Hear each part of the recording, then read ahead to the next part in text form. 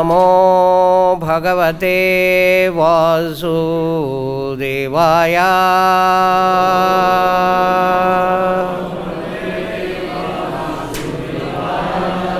ओम नमो भगवते वासुदेवाय।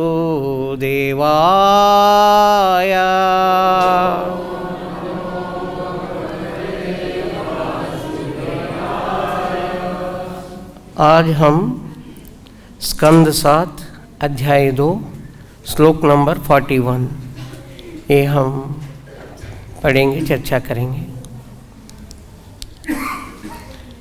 नारायणं नमस्कृत्य नरं चैव नरोत्तमं देवीं सरस्वतीं व्यासं ततो जयमुदीरये। नष्टप्रायेषु अभद्रेषु नित्यं भागवत सेवया भगवतेरुत्तमश्लोके भक्तिर्भवति नैष्ठिकी। मूकं करोति वाचालं भङ्गुं लङ्घयते गिरिं यत्कृपातमहं वन्दे परमानन्दमाधवम्। मैं श्लोक पढ़ूंगा, मेरे पीछे आप दोहराइए। भूतानि तैते निजयोनि कर्मभिः भवन्ति काले न भवन्ति सर्वशः तत्र हा आत्मा प्रकृतो अपि स्थितः तस्या गुणे अन्यतमा हि न भज्यते। भूतानि स्ते निजयोनि कर्मभिः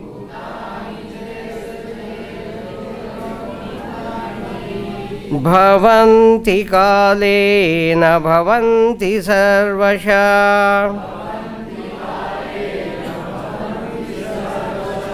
न तत्र आत्मा प्रकृतावपि स्थिता।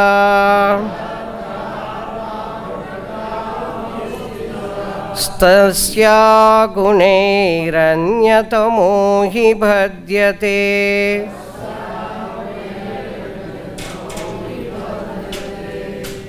इसको ऐसा भी गा सकते हैं, हम दूसरा स्टाइल में गाएंगे। भूत शब्दार्थ तात्पर्य जगतगुरु श्रील प्रभुपाद जी के द्वारा। श्रील प्रभुपाद की। भूतानि जीवों के समस्त शरीर, तैते अपने अपने, निज योनि अपने शरीर उत्पन्न करके,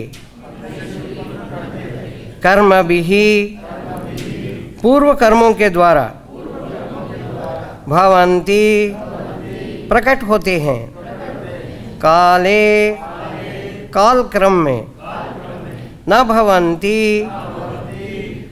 अदृश्य होते हैं, सर्वशः सभी तरह से, न नहीं, तत्र वहाँ, हाँ निस्संदेह, आत्मा आत्मा प्रकृतो इस भौतिक जगत के भीतर, अपि यद्यपि स्थिता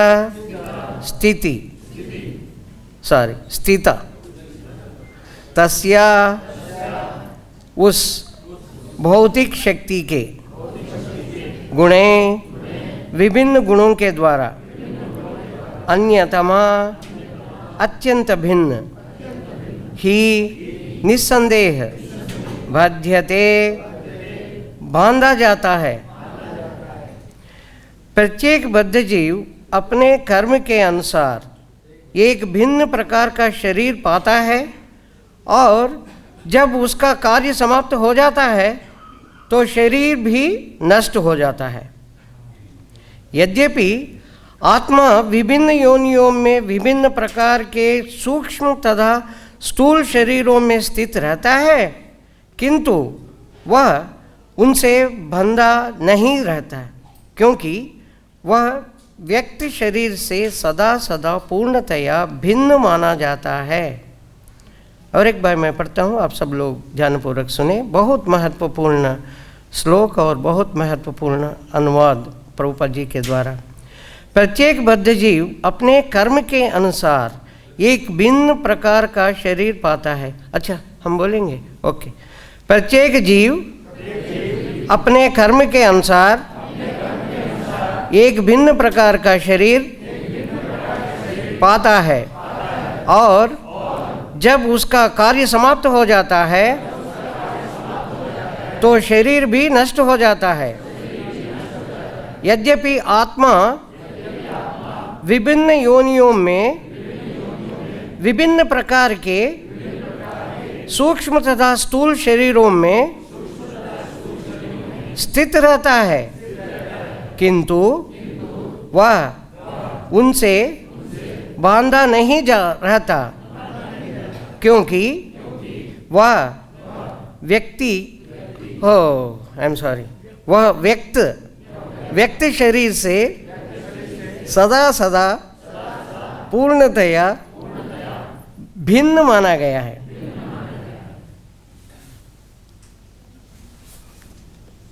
तात्पर्य यहाँ पर स्पष्ट बताया गया है कि जीव द्वारा विभिन्न शरीर धारण किए जाने के लिए ईश्वर उत्तरदायी नहीं है। जीव को प्रकृति के नियमों तथा अपने अपने कर्म के अनुसार शरीर धारण करना होता है। अतएव वैदिक आदेश है कि भौतिक कार्यों में संलग्न व्यक्तियों को ऐसे निर्देश दिया जाए जिससे वह अपने कार्यों को भगवान की सेवा में लगा सकें और बारंबार जन्म मरण के भवबंधन से छूट सकें। स्वकर्मणा तमभ्यस्य सिद्ध विन्दति मानः। भगवान तो सदा ही निर्देश देने के लिए तत्पर रहते हैं। दरअसल उसके निर्देश भगवद गीता में विस्तार से दिए हुए हैं। यदि हम इन निर्देशों का लाभ उठाएं तो प्रकृति के नियमों से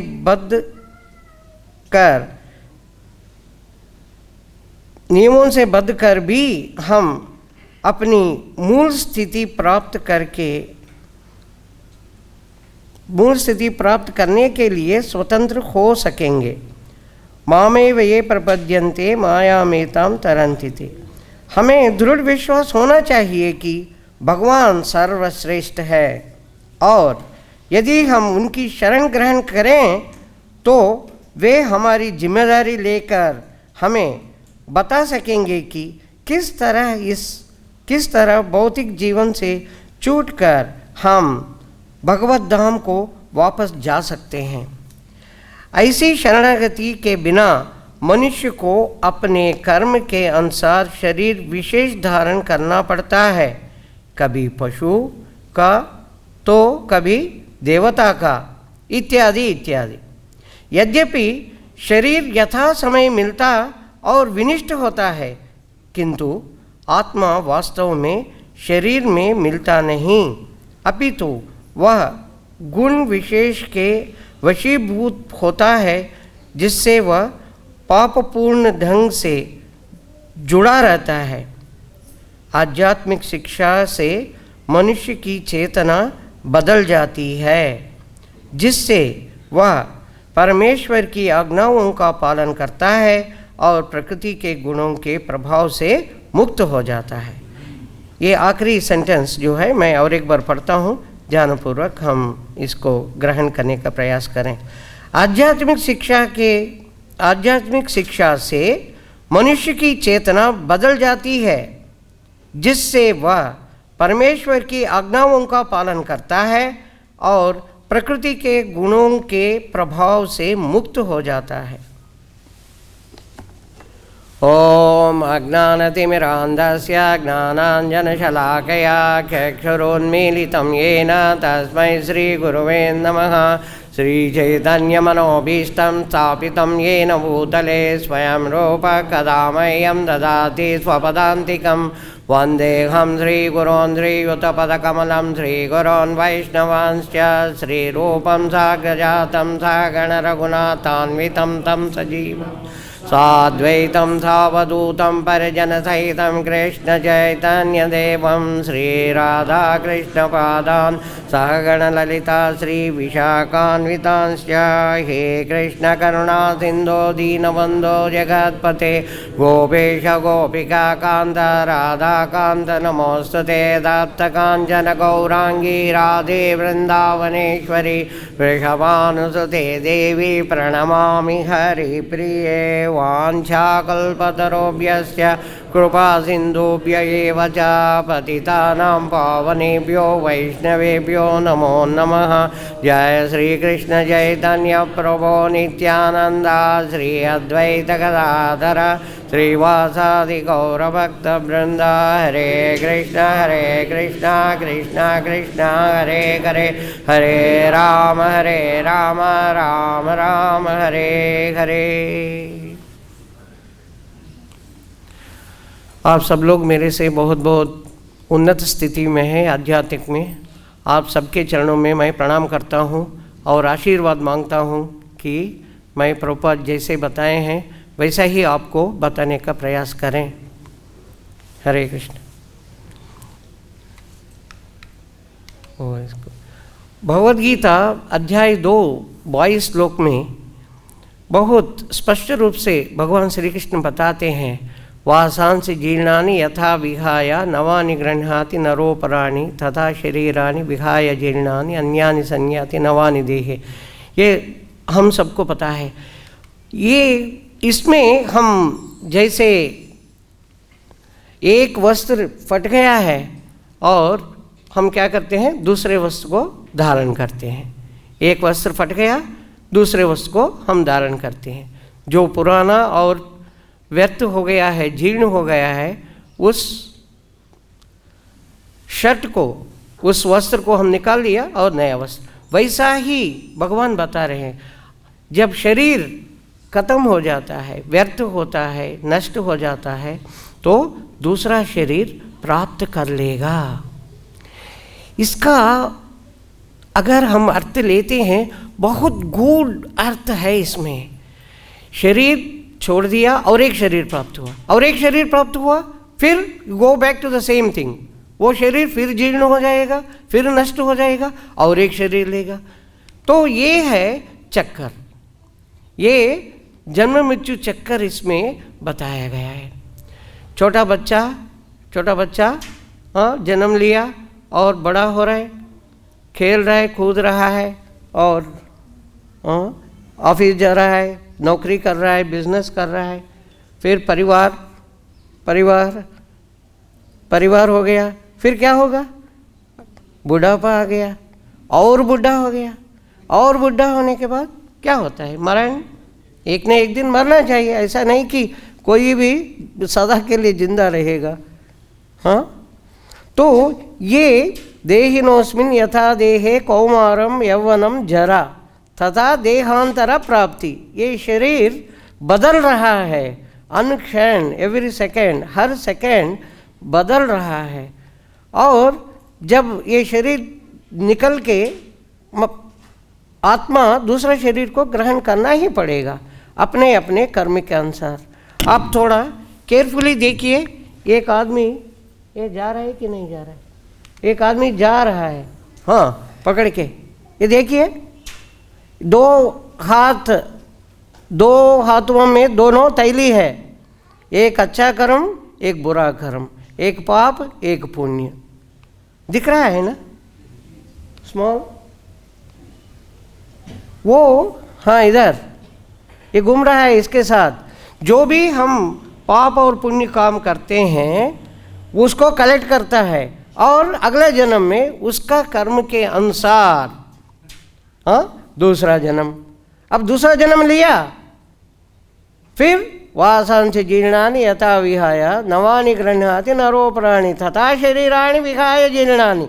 ये शरीर फिर जीर्ण हो जाएगा। ऐसा नहीं कि ये बेड बन गया वह परमानेंट है, नहीं, फिर मरना पड़ेगा। मरने के बाद फिर करें, फिर दूसरा शरीर लेना पड़ेगा और एक शरीर लेना पड़ेगा हमारे कर्म के अनुसार। इसमें भगवान कह रहे हैं, इसमें भगवान का कोई रोल नहीं है। जैसे आपने सोचा है, जैसे आपने कर्म किया है, उस कर्म के अनुसार दूसरा शरीर मिलता है, दूसरा शरीर, तीसरा शरीर। ये चक्कर में हम फंस गए हैं।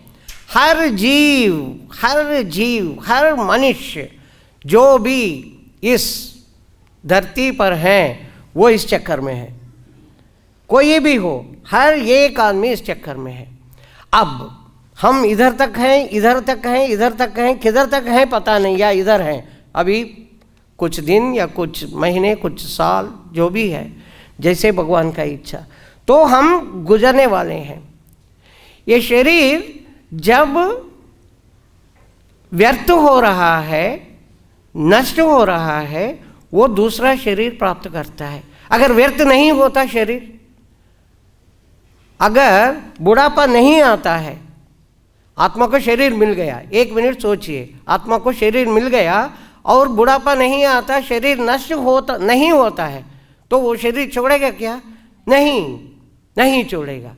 इसका मतलब है ये जन्म मृत्यु चक्कर से बाहर आने के लिए हमें ऐसा शरीर चाहिए जो कभी भी नष्ट नहीं होगा। अब क्या करने से ऐसा शरीर मिलेगा? बहुत बड़ा यज्ञ करने से शरीर मिलेगा? नहीं। तपस्या करने से शरीर नहीं मिलेगा? नहीं। वो हम इस शरीर मिलना है तो गोलोक वृंदावन धाम या वैकुंठ धाम में ही मिलेगा। और बहुत सारे सीनियर प्रवक्ताओं का जो लेक्चर्स हैं उसमें बताया जाता है कि हमारा जो शरीर है वो गोलोक वृंदावन धाम में वैसा ही है जो स्वरूप कहलाते हैं। वो शरीर जैसे अगर हम निष्ठा से प्रभुपाद जी के जो सिद्धांत बताए हैं, जो रूल्स बताए हैं, अगर उसको आचरण करते हैं तो हम उस स्थिति को, उस शरीर को फिर पा सकते हैं जिसको स्वरूप सिद्धि कहलाते हैं। हमारा स्वरूप उधर है, डेफिनेटली हमारा शरीर, हमारा स्वरूप गोलोक वृंदावन धाम में या वैकुंठ धाम में है, गारंटी है। मगर हम इधर घूम रहे हैं। एक न एक दिन जाना है।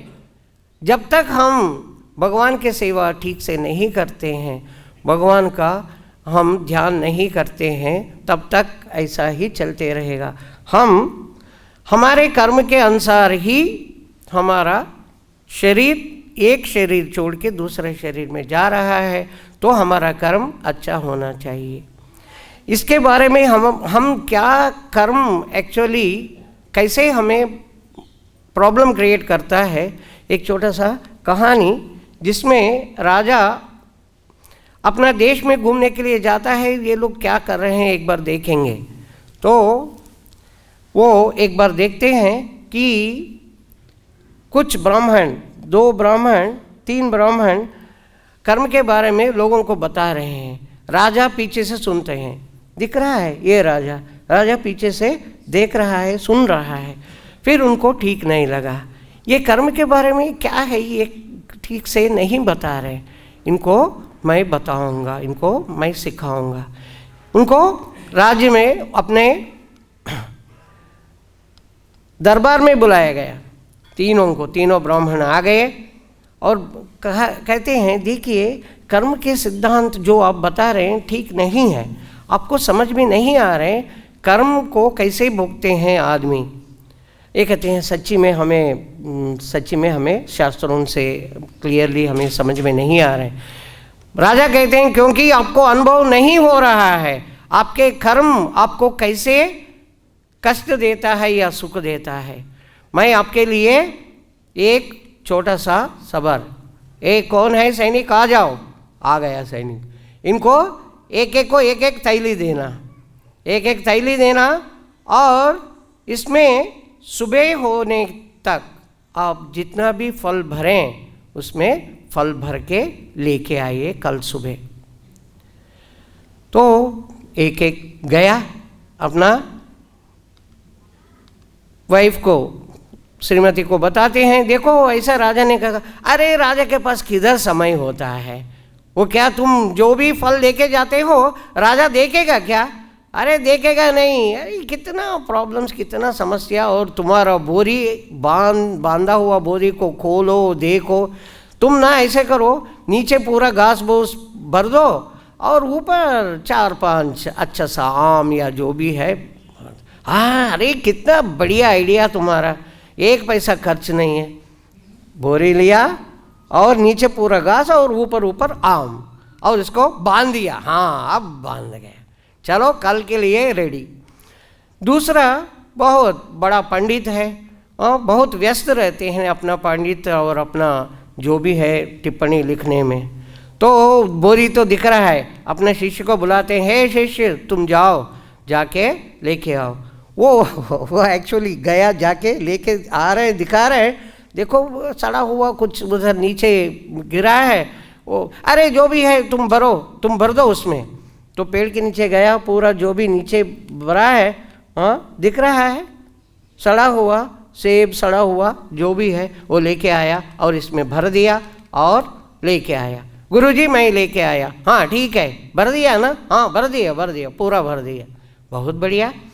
फिर तीसरा, बहुत निष्ठा से एक एक अच्छा सा फल, बढ़िया राजा ने कहा है फल लेके आओ, और बढ़िया फल, हाँ अच्छा सा देख के चुन के इसमें भरते हैं।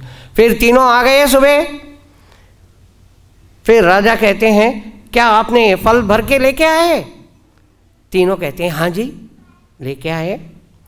तो पूछते हैं अच्छा ये बोरी बहुत बड़ा लग रहे हैं, इसमें आदमी कितने दिन गुजार सकता है इस फल से?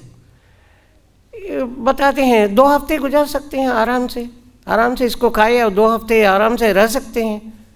दूसरा भी कहते हैं हाँ 2 हफ्ते रह सकता है, 2 हफ्ते रह सकते हैं। राजा ने कहा 2 हफ्ते रह सकते हैं ना? बोले हाँ जी जरूर रह सकते हैं, इसमें क्या है। तो राजा कहते हैं ठीक है, इनको कारागार में बंद करो, कारागार में बंद करो और 2 हफ्ते इनको कुछ नहीं देना, जो लाए वो अच्छा सा खाएंगे, इनको कर्म फल को उनको समझ में आएगा। ये आया, अरे मैं तो कारागार में बंद हो गया। क्या नंबर है? 102 बंद हो गया। देख रहे हैं, अब मैं राजा से कहूँ कि नीचे पूरा घास है, ऊपर हाँ आम है, पता नहीं राजा कुछ भी कर सकता है। अरे मैंने कहा फल लेके आओ, तू घास भर के लेके आए, कट करो इसका सिर। अरे नहीं बोलना, अगर नहीं कहता हूँ 2 हफ्ते 4-5 आम है, मतलब 3 दिन में 1 आम, इससे गुजारना पड़ेगा। अब सोच रहा है क्या करना है, अब क्या करना है, वही जो कर्म है जो किया है उसको अनुभव करना पड़ेगा। दूसरा, अब उसको नहीं खोला है, उनको जैसे खोलते हैं उसको समझ में आ गया ये तो पूरा सड़ा हुआ भरा है। मैंने ध्यान भी नहीं दिया, मैं मेरा पांडित्य दिखाने के लिए मैं बहुत सारा लिख के ये कर रहा था, मैं मेरा शिष्य के ऊपर ध्यान नहीं दिया। अरे फिर वो क्या करने, वो बहुत दुखी।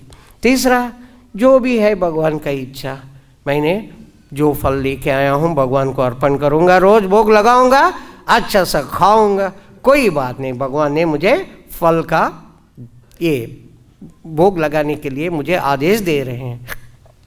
2 हफ्ते गुजर गया और ये मोटा व्यक्ति, ये जो सड़ा हुआ खाया है, वो तो बीमार हो गया और मरने के लिए तैयार हो गया, इतना बीमार हो गया। और ये डाइट कंट्रोल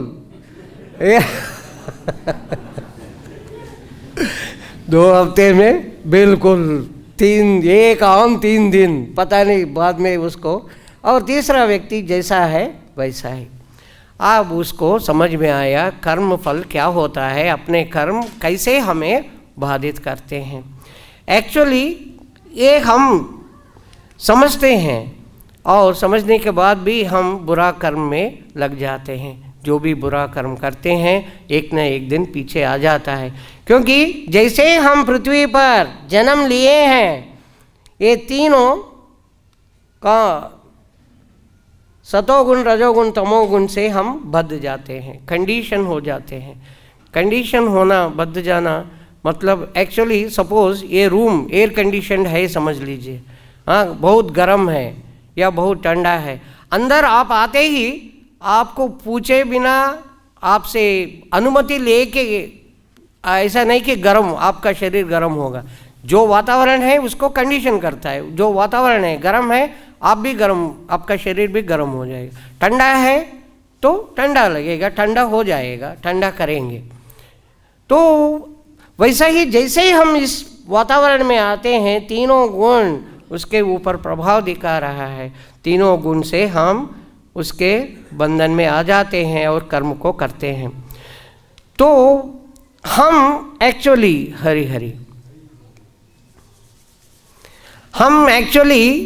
इस बंधन में फंस के ये चक्कर में घूम रहे हैं, एक से एक शरीर से दूसरे शरीर। ऐसा लग रहा है कि एक बच्चा इसमें खेल रहा है, कीचड़ में खेल रहा है, कीचड़ में खेल रहा है, माँ आके बुलाती है, बेटा तुम कीचड़ में खेल रहे हो, अभी कुछ देर के बाद पार्टी में जाना है, वो कपड़े को निकालो। वो नहीं सुनता, उसको मज़ा आ रहा है कि कीचड़ में खेलना बहुत मज़ा आ रहा है। तो कुछ देर के बाद अपना छोटा भाई या बड़ा भाई को भेजते हैं, देखो मैंने बहुत अच्छा ड्रेस पहन लिया और तुम तो कीचड़ में खेल रहे हो, अब जाना है कि नहीं पार्टी को। तो ऐसा ही भगवत गीता के माध्यम से पूरा मनुष्य जाति को भगवान श्री कृष्ण बताए हैं कि मनुष्य कैसे अपना जीवन को सार्थक कर सकते हैं, मगर हम सुनते हैं नहीं। जैसे वो बच्चा कीचड़ में खेल रहा है, माँ बुला रही है, नहीं जाता है, वैसा ही हम भगवान के आदेशों को पालन नहीं कर रहे हैं। हम सोच रहे हैं हम बहुत बड़े मज़े में हैं, बहुत बड़ा खुशी से हम जी रहे हैं, नहीं। फिर भगवान ऐसे नहीं छोड़ते, अपना रिप्रेजेंटेटिव, जैसे प्रभुपाद जी है, अपने रिप्रेजेंटेटिव को भेजते हैं, अपना रिप्रेजेंटेटिव को भेज के फिर आदेश को फैलाने का उनका जो सिद्धांत है, फिर सबको समझाने का प्रयास करते हैं। जैसे ही उनका बड़ा भाई आके बुलाते हैं, आ जाओ, अगर उसका उनके बातों में आ गया, ठीक हो गया, सुधर गया तो फिर चले जाएंगे। वैसा ही प्रभुपाद जी के अगर हम अनुयायी बनते हैं, उनका जो आदेशों को हम पालन करते हैं, हम जरूर इस भवबंधन से मुक्त हो सकते हैं।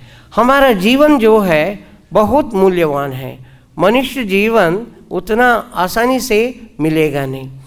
84 लाख अलग अलग योनियों में भटकने के बाद मनुष्य शरीर मिला है, और इस मनुष्य शरीर का वैल्यू, इसका मूल्य को हम समझना चाहिए, कितना यूज़फुल है।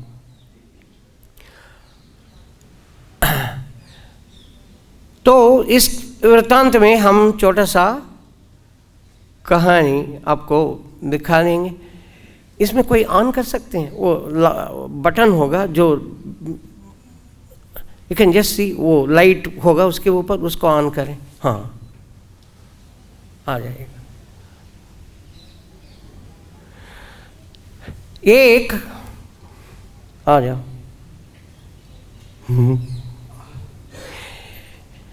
एक भिखारी रोड में बैठ के सबसे पैसे मांगता है, हाँ, अपने हाथ में कटोरी है और कटोरी से टक टक करके दान दीजिए, दान दीजिए, जो भी है। कुछ लोग पैसे डालते हैं, कुछ लोग। एक आदमी जैसे अपने कार से बाहर निकल रहा था, देखता है अरे ये कुछ अलग है, जैसे कोई वो टक टक कर रहा है अपना भिक्षा पात्र जो है, जो हाथ में है, वो टक टक कर रहा है। वो सोचते हैं नहीं, वो उसके पास गया, देखो तुम्हें ना मैं 1000 रुपया दे देता हूँ, तुम्हारा जो भिक्षा का पात्र है, जो है वो कटोरी मुझे दे दो। वो भिखारी ऐसा देखता है, 1000 रुपया दे इसको, अरे 1000 कम है क्या, चलो ठीक है 2000 दे देता हूँ, 2000 दे देता हूँ। वो हाँ 2000 दे दो, दे दो। 2000 लिया, वो पैसे लिया और वो कटोरी ऐसे दिया, ऐसे भागा। उसको वो भिखारी सोचते हैं फिर वापस आके तू 2000 रुपये वापस दो बोल के फिर पूछेगा क्या, उसको डर लगता है। तो वो 2000 रुपया लिया, भाग गया। और ये क्या करते हैं, ये अपना कटोरी को अच्छा सा अपना बैग में रखा। ओह कितना बढ़िया, चलो चलते हैं। गाड़ी से फास्ट चलाता है, घर जाके देखो मैंने क्या लाया हूँ, आज आपका जन्मदिन है, देखो मैंने क्या लाया हूँ। क्या कटोरी लेके आए, मुझे पता है वो है ना वो भिखारी का, वो कटोरी लेके आए हो, बदबू आ रहा है, इतना बदबू आ रहा है। वो कहते हो उसको कुछ डब्बा में लगा के हैप्पी बर्थडे कर रहे हो। नहीं नहीं, इसको देखो, ध्यानपूर्वक देखो, ध्यानपूर्वक देखो, क्या है ये है सोने का, सोने का। तो फिर उसको मेल्ट करते हैं, उसको मेल्ट करते हैं, फिर डालते हैं। देखा 1 केजी, 1 किलो, अरे बाप रे। बेचारा भिखारी, उसको पता नहीं लगा इसका मूल्य क्या है। हम भी, हमारा शरीर जितना मूल्यवान है हमें पता नहीं लग रहा है। ये 84 लाख योनियों में घूम के हम हर बार सोचते हैं बड़ा मज़े में है, बड़ा मज़े में है। ये मज़ा ऐसे है, हाँ ये देखिए क्या हो रहा है, ये लगाया क्या, लगाया नहीं, और सोच रहे बड़ा मज़ा, बड़ा हवा दे रहा है, हाँ बड़ा हवा, हाथ से उंगली से घुमा रहा है, अरे कितना बड़ा मज़ा, कितना बड़ा मज़ा है। अरे मूर्ख, ऐसा थोड़ी है, सच्चाई तो ये है, ये कभी घूमेगा नहीं, ये कभी घूमेगा नहीं, और तुम कभी दुखी ही होगी। तुम लगाना है इस स्विच को, इसके अंदर बिजली से जुड़ना है। जब आप बिजली से जुड़ जाएंगे, करंट इसके अंदर आएगा और ये घूमेगा। जब हम भगवान से जुड़ जाते हैं, खुशी शांति उनसे ही मिलता है। खुशी या शांति हम अपने भगवान से नहीं जुड़ते हैं तो मिलेगा नहीं, मिलेगा नहीं, मिलेगा नहीं। जितना भी पैसे हैं, जितना भी बुद्धिमान है, जितना भी बड़ा पोस्ट में है, जितना भी बड़ा बिजनेसमैन है, अगर वो भगवान के साथ नहीं जुड़ा है, उसका परिस्थिति यही है। वो सोचता है मैं बहुत बड़े मजे में हूँ, मज़ा नहीं। ये मूर्ख है कि ये पंखा घूम रहा है बिना बिजली से। हाँ, आप बिजली से कनेक्शन करो, फिर आपको खुशी शांति मिलेगा, आपको ये पंखा का असली मज़ा। वैसा ही अगर हम भगवान के साथ जुड़ जाते हैं, तभी हम सच्ची में खुशी शांति प्राप्त करते हैं। नहीं तो नहीं, नहीं तो ऐसा ही पैसे के लिए ये चक्कर चलते रहेगा। पैसे, घर, स्त्री, जो भी है, अरे मिल जाएगा, थोड़े देर में मिल जाएगा। अरे वो मरने के बाद भूत बन गया, भूत बन के भी अभी मिलेगा, अभी मिलेगा, ये तो कभी मिलने वाला नहीं। तो इसलिए हम एक शरीर छोड़ के दूसरा शरीर को हम ग्रहण कर रहे हैं, और उस शरीर हमारे कर्म के अनुसार दूसरा मिल रहा है। हम ये सिद्धांत को बिल्कुल समझना चाहिए और ये जन्म मृत्यु चक्कर से बाहर आने का प्रयास करना चाहिए।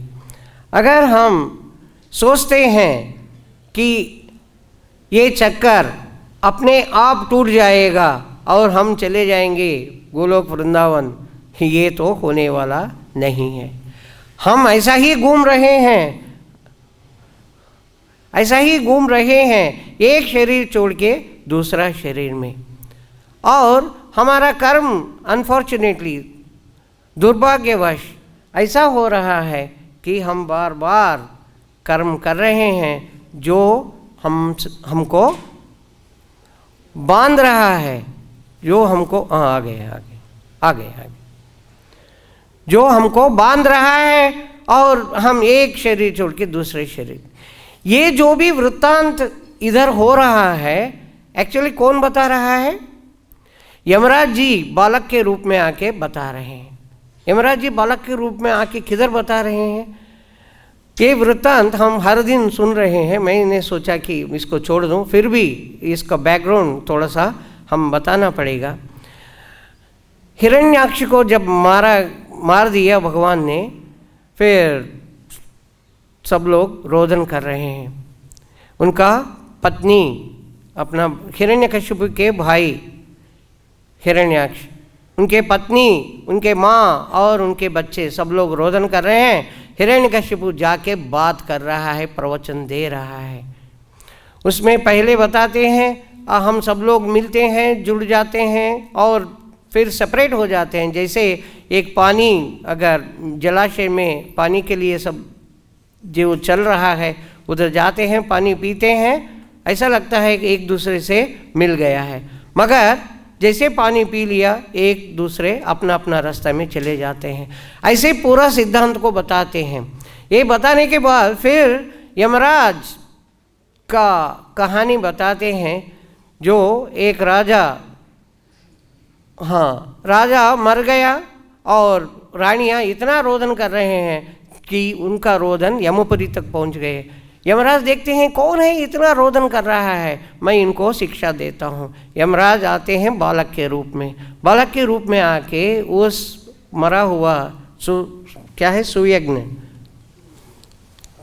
सुयज्ञ राजा को बताते हैं। सुयज्ञ राजा के माता रानियों को बताते हैं बालक के रूप में आके कि देखो ये शरीर, कोई आप जो सोच रहे हैं, ये शरीर एक न एक दिन खत्म हो जाएगा, परमानेंटली रहने वाला नहीं है।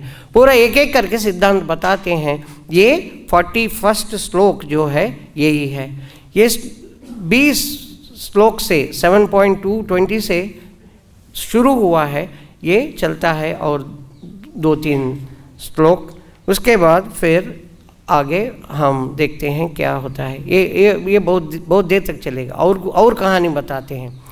तो ये एक्चुअली यमराज बता रहे हैं, मगर यमराज जो बता रहे हैं हिरण्यकशिपु बता रहे हैं, और ये जो भी है पूरा भागवतम।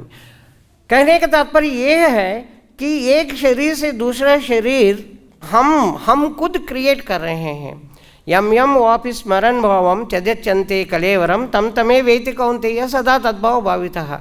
जो भाव से हम मरण समय में जो भाव से हम शरीर को त्यागते हैं, वो भाव से हम शरीर प्राप्त करते हैं। और स्तोत्रम चक्षु स्पर्शनं च रसनम ग्रहणमेव च, वैसा ही स्तोत्रम चक्षु आंखें, स्तोत्रम ये कान आंख, वैसा ही बन जाता है। अगर कोई मांस खाने का इच्छा से, रक्त चूसने का इच्छा जिसके ऊपर आके वो वैसा मर जाता है, अगले इसमें जो चूसने वाला टाइगर बने और कुछ बने। तो ये हम खुद हमारा अगला जन्म को निश्चय कर रहे हैं। अगर हम भगवान के सेवा में लग जाते हैं तो हम इस चक्कर से बाहर आ सकते हैं। हमारे पास दो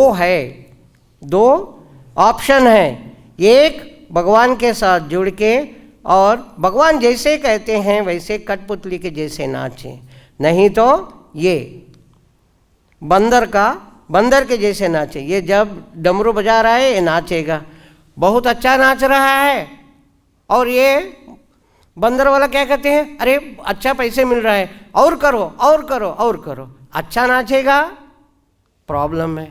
अगर नहीं नाचता है, अच्छा नाच लिया, नहीं और एक शो करो, नहीं नाच रहा है, मार पड़ेगा। अगर अच्छा शो नहीं कर रहा है, अच्छा नहीं नाच रहा है, फिर भी मार पड़ेगा। अच्छा नाचा तो भी मार पड़ता है, नहीं नाचा तो भी मार पड़ता है। ये तो कभी भी मार खाने का है।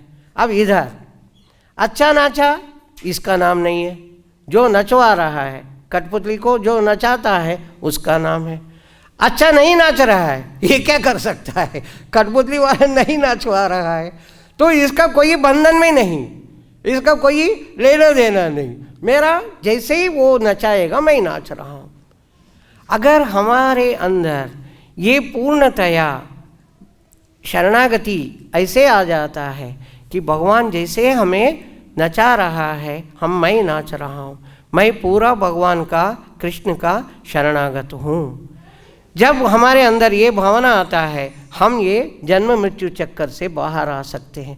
नहीं तो ये देखिए, छोटा बच्चा बड़ा बच्चा, छोटा बच्चा छोटा गधा, हो आ जाओ पीछे छोटा बच्चा छोटा गधा, बड़ा बड़ा और बढ़ रहा है, और गधा का परिवार, मनुष्य का परिवार।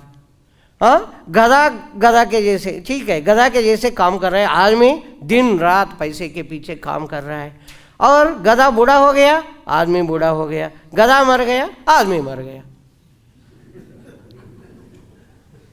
अंतर क्या हुआ? अगर हम भगवान का नाम नहीं लेते हैं, इस जन्म मृत्यु चक्कर से बाहर आने का प्रयास नहीं करते हैं, ये दोनों में अंतर 100% है ही नहीं, 100% सेम। बुद्धिमान व्यक्ति जो भी है ये ही समझता है कि हम चक्कर में फंसे हैं, हम कोई मजा नहीं कर रहे हैं, हम एक्चुअली दुर्भाग्यवश हम सोच रहे हैं कि हम बहुत मज़ा कर रहे हैं। ये मज़ा की बात नहीं है, हम फंस गए हैं, इससे बाहर आना है। जैसे एक बच्चा जब कीचड़ में खेल रहा है, माँ आके बताती है कीचड़ से बाहर आ जाओ, तुम जाना है, घर आ जाओ, नहीं सुनता है। हम भी वैसा ही नहीं सुन रहे हैं और इसमें कीचड़ में हम खेल रहे हैं, कूद रहे हैं, सोच रहे हैं कि हमको बड़ा मज़ा आ रहा है। जब उनके बड़े भाई को भेजते हैं, देखो मैंने बहुत अच्छा ड्रेस पहन लिया, मैं बिल्कुल जा रहा हूँ पार्टी में, तू घर आ जाओ, तब वो सुधर के हाँ घर आना है।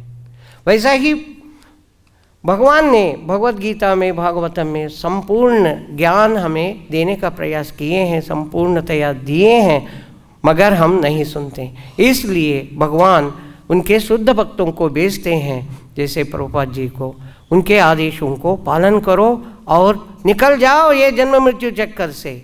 अगर हम सुनते हैं तो हम प्रभुपाद जी के आदेशों को पालन करके निकल सकते हैं, नहीं तो नहीं। इसका प्रथम है मेन, हम हरे कृष्ण महामंत्र को जप करने से हमारा काम शुरू होता है और 4 नियमों को पालन करने से। तो हम हरे कृष्ण महामंत्र को सीरियसली लें और हर दिन हरे कृष्ण महामंत्र को नियमित रूप से बिना कोई ऑफेंसेस, बिना कोई अपराध से हम ये जप करके हम अपना ये चक्कर से बाहर आने का प्रयास करें।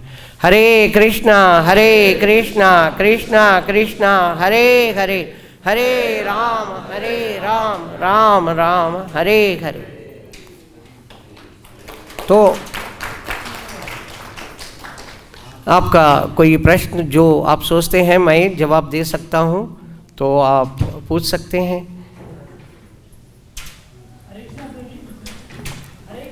हाँ बोलिए अभी। हाँ वही तो, यम यम वापि स्मरन् भावम त्यजत्यन्ते कलेबरम तम तमे वेति कौन्तेय सदा तद्भाव भावितः। 8:6 अध्याय 8 श्लोक नंबर 6। जैसे आदमी का शरीर छोड़ने समय पर उनका मन में जो आता है वही प्राप्त करता है, जो भाव से वो मर रहा है वही भाव को प्राप्त करता है। अगर कोई खाने के चीज़ में, कोई पीने के चीज़ में, कोई ऐसे मांस खाने के चीज़ में, वो मांसाहारी बनेगा। तो भगवान इसलिए बता रहे हैं तस्मात् सर्वेषु कालेषु मामनुस्मर युध्य च। अर्जुन को बता रहे हैं तस्मात्, इसलिए अर्जुन सर्वेषु कालेषु सदा मुझे ध्यान करो और अपना कर्तव्य जो है युद्ध युद्ध भी करो, ऐसा नहीं कि जान करो, जंगल में चले जाओ जान करो, नहीं, भगवान नहीं कह रहे। तस्मात् सर्वेषु कालेषु माम अनुस्मर युध्य च मय्यर्पित मनोबुद्धिर मामे वैशिष्ट्य संशयः। तो जब आपके मन में सदा मुझे याद कर रहे हैं, स्मरण कर रहे हैं, बिना कोई शक आप कह सकते हैं, बिना कोई शक आप भगवत धाम में जा सकते हैं। तो हम अगला जन्म हम खुद बना रहे हैं। अगर हम भगवान को ही याद करते हैं, भगवान को स्मरण करते हैं, जरूर मरण समय में भगवान को स्मरण करेंगे और भगवत धाम को प्राप्त करेंगे। इसलिए सदा भगवान को स्मरण करना। Always remember Krishna, always always remember Krishna, never forget Krishna, जो प्रभुपाद जी ने बताया। और प्रभु हाँ जी, हाँ जी बताइए।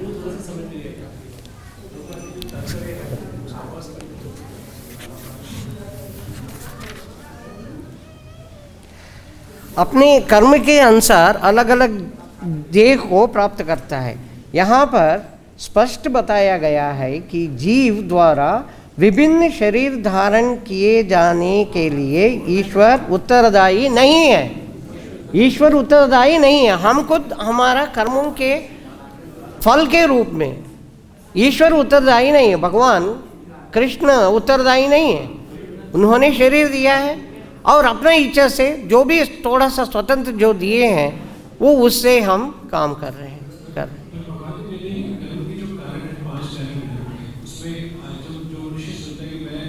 नहीं नहीं आप रख लीजिए, बस मैं कोई डाला था है, बस अब लास्ट में क्यों, ये और किसी को डाल दीजिए।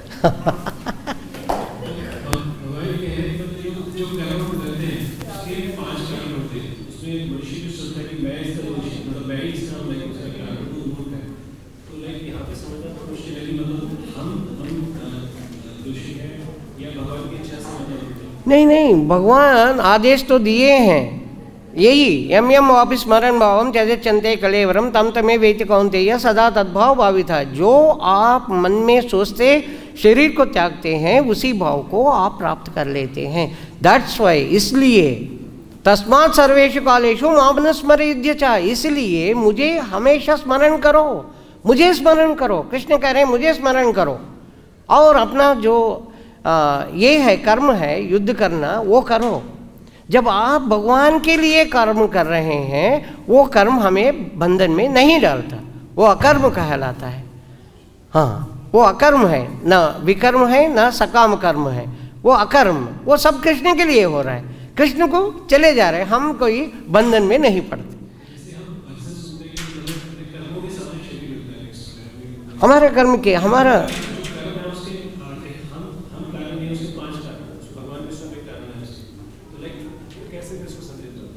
नहीं, आप ये ना 8.6 अध्याय 8 श्लोक नंबर 6, अध्याय 8 श्लोक नंबर 7, एक्चुअली 5, 6, 7 3 है, वो उसमें जो टिप्पणी दिया है यही है। यम, जैसे आपका भावना होता है शरीर छोड़ने पर, वही भावना से आप अगला शरीर प्राप्त करते हैं।